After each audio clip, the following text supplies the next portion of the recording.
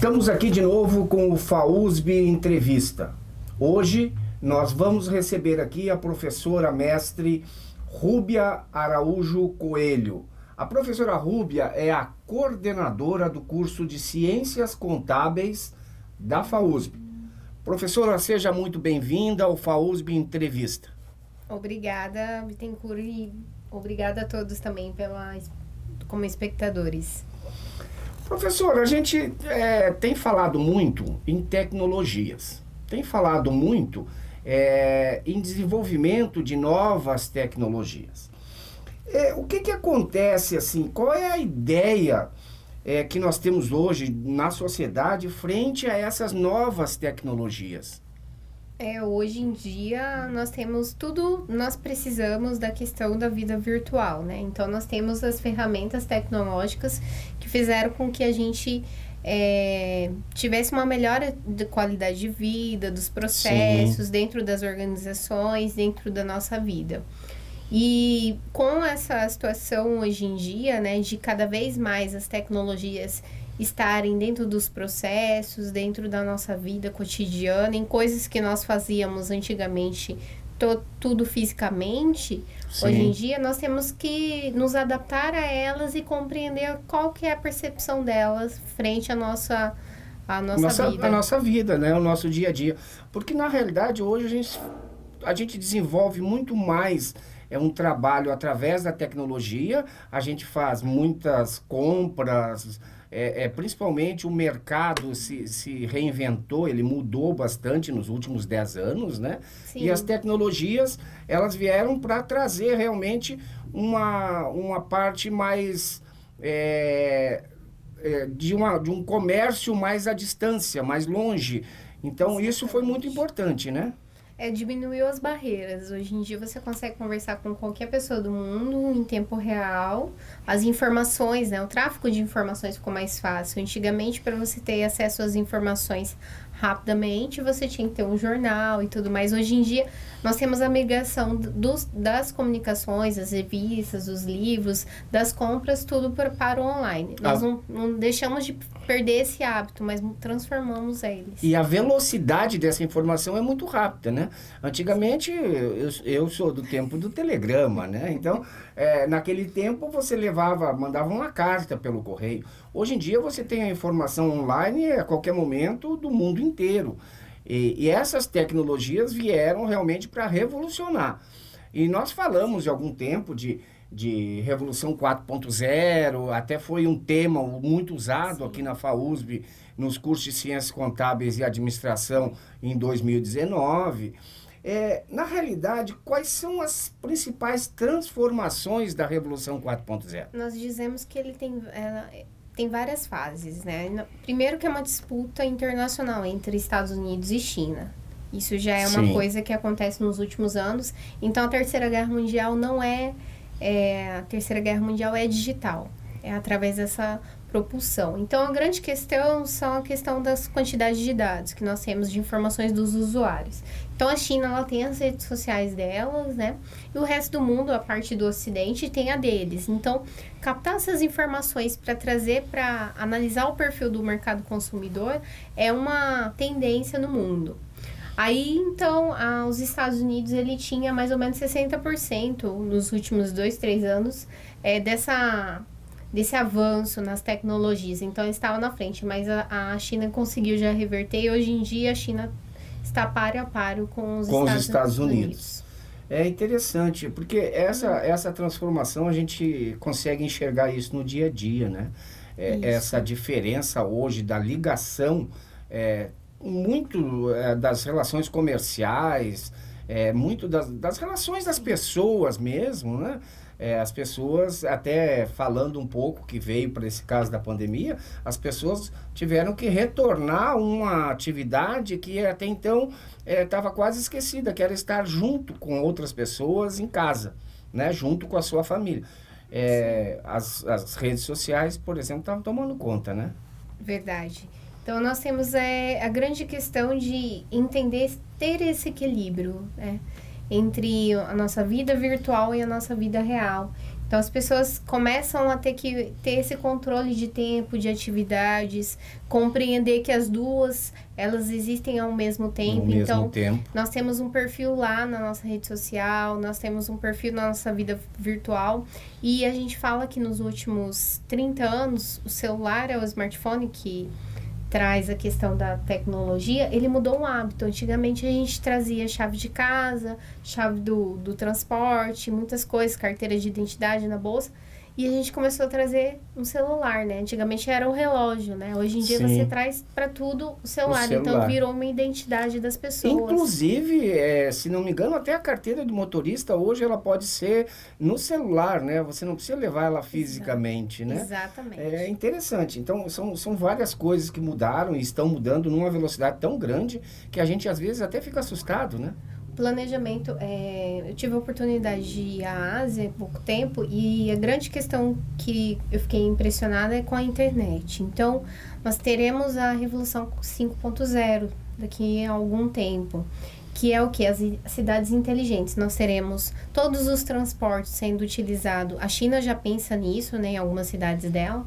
Toda ela feito através da internet, né, Então, não teremos mais pessoas dirigindo os carros, os transportes públicos, toda a questão da mecanização, da utilização da inteligência artificial para a parte industrial, para a parte de atendimento. Hoje em dia, o marketing liga para você, não é uma pessoa, é uma assistente virtual. Então, isso é uma tendência. E quando nós falamos ano passado, há 2 anos atrás, com os nossos alunos, que nós teríamos um grande impacto na sociedade com a questão das tecnologias, isso foi acelerado com a pandemia. Então, nós tivemos que nos reinventar mais rapidamente. Mais rápido, exatamente.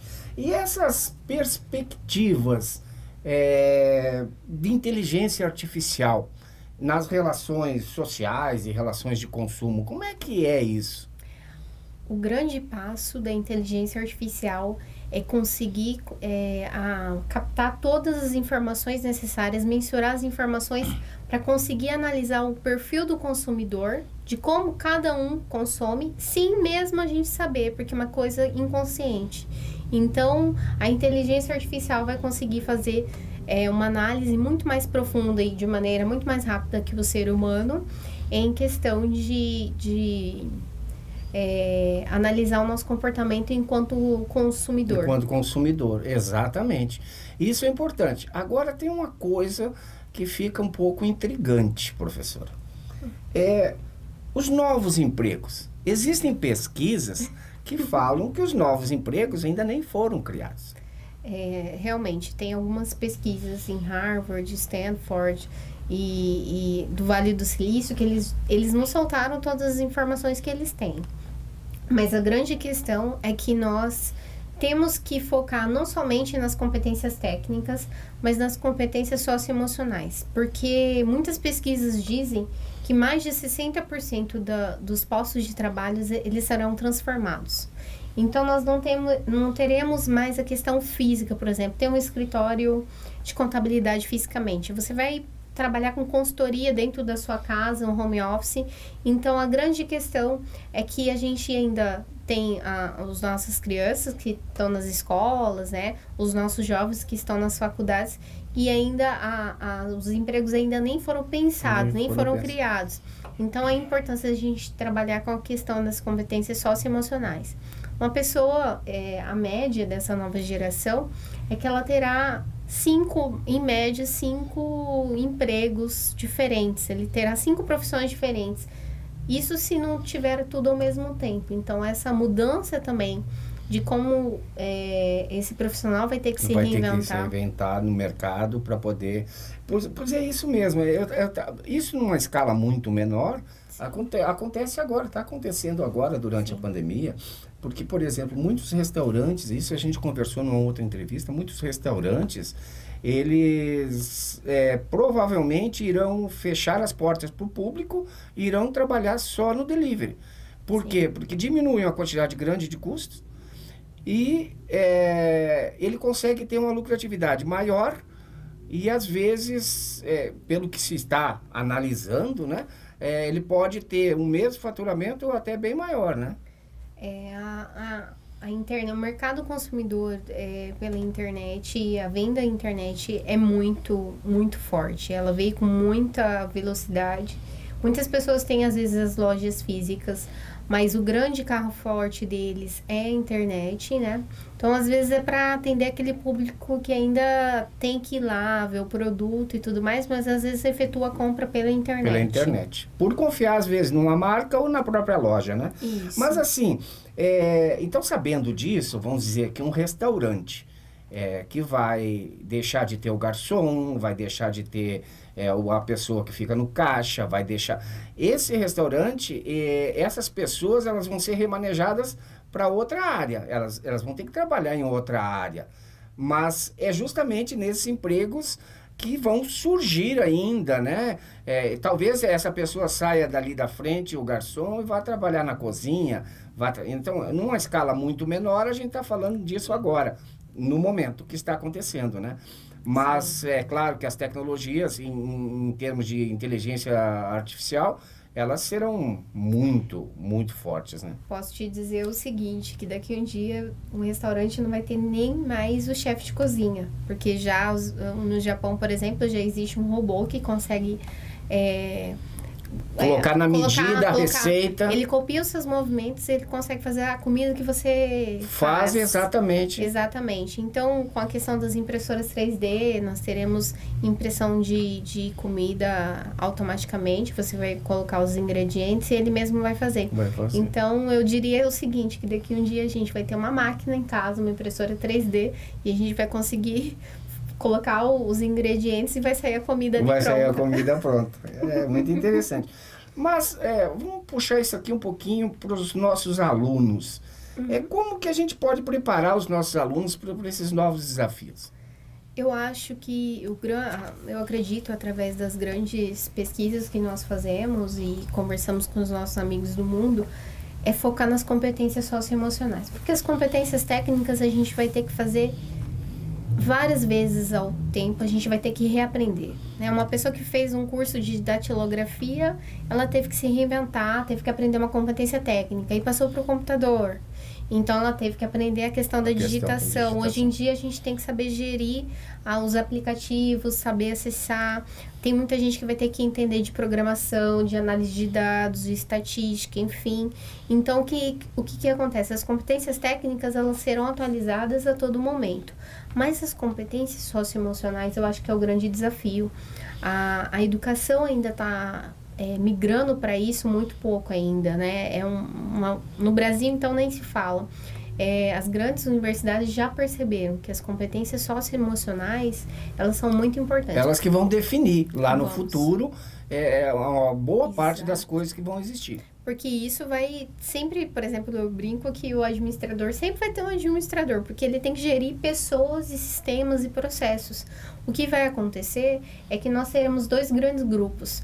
Os grupos das pessoas que vão poder fazer serviços autônomos, que não vai precisar de grande qualificação, ela vai ter que ter a qualificação de entender de internet, de sistemas e tudo mais. Então, a qualificação técnica. E aqueles que irá gerir as organizações. Então, aquele cara que ele vai ter que entender de tudo. Ele não pode ser só bom na administração, ele tem que ser bom na parte estatística, ele tem que ser bom com pessoas. Então, aquela pessoa que vai ser o diferencial. Quando a gente falava que a gente tem que ser um profissional diferenciado, vem muito com isso. Se a gente perceber, a gente está tendo já essa seleção hoje em dia, com a pandemia, né? Com a questão, não só com a pandemia, nos últimos anos também, a gente começou a ter a seleção e você começa a perceber que os processos seletivos das organizações já vem com a questão da competência socioemocional. Trabalhar em equipe, colaboração. Exatamente. Em meio a tudo isso, essa revolução tecnológica, existe o ser humano. Então, existe também o conceito de bem viver e bem-estar. Qual é a diferença disso? Eu adoro esse termo, esse conceito de bem viver. Quando a gente estuda economia, estuda a questão dos processos, o bem-estar é tudo que as questões materiais, né, o consumo, ele pode te trazer de benefícios. conceito de bem-estar. Então, tudo que os serviços, os produtos podem te dar de satisfação. Satisfação. Então, isso está muito ligado às correntes teóricas econômicas. Mas aí tem um conceito que vai além, que é o conceito de bem viver, que é tudo que o dinheiro não compra. Né? Eu digo sempre uma coisa, tudo tem seu preço, mas nem tudo tem seu valor. Exatamente. E hoje em dia, nessa pandemia, nós começamos a observar isso, o conceito de bem viver. É tudo que o dinheiro não compra. Então, é a família, as relações que nós temos, né? A questão de felicidade. Hoje em dia, a gente percebeu que as pessoas se reinventaram dentro de casa. A questão dos seus hobbies. Então, é tudo que o dinheiro não compra. Então, esse conceito, ele iniciou ali perto da Colômbia, né? Tem alguns pensadores em outros lugares do mundo também. Mas é perceber que nem tudo está relacionado ao dinheiro. Ao dinheiro. E o que eu digo, justamente agora a gente está vendo isso, porque o vírus não escolhe conta bancária, não escolhe patrimônio, né? Então, assim, ó, é uma coisa muito diferente que está acontecendo. Nós estamos passando, nós somos uma geração que está passando por um momento que eu acho que a história não conta uma situação tão grave ou tão diferente que está acontecendo como agora, e a mudança que foi feita tão rapidamente por causa disso. Eu acho que os princípios das pessoas também, né? A gente começa a observar a questão de você, como o lado humano, né? Como você trata o outro, você pensa no próximo. Pensar a sociedade de uma maneira diferente. Por exemplo, perceber que nós temos que, por exemplo, as organizações, elas têm a questão delas da lucratividade, que isso Sim. Né, o lucro financeiro é importante, mas não somente isso, o lucro social, são empresas, são as parcerias público-privadas, pensando, né, em maneiras de auxiliar a sociedade, os hospitais, a ciência. Então, eu acho que, se é que pode dizer alguma coisa, que nos tempos mais difíceis a gente consegue evoluir muito mais. Evoluir muito mais, exatamente. Bom, professora, mestre Rúbia Araújo Coelho, muito obrigado pela sua presença. Vamos marcar mais vezes para que a senhora venha até o programa, para que a gente possa bater esse papo e conversar. Obrigado, eu agradeço pela oportunidade, Bittencourt. E até uma outra próxima, eu fico esperando. Muito obrigado. Encerramos aqui mais um bloco do FAUSB Entrevista dessa semana.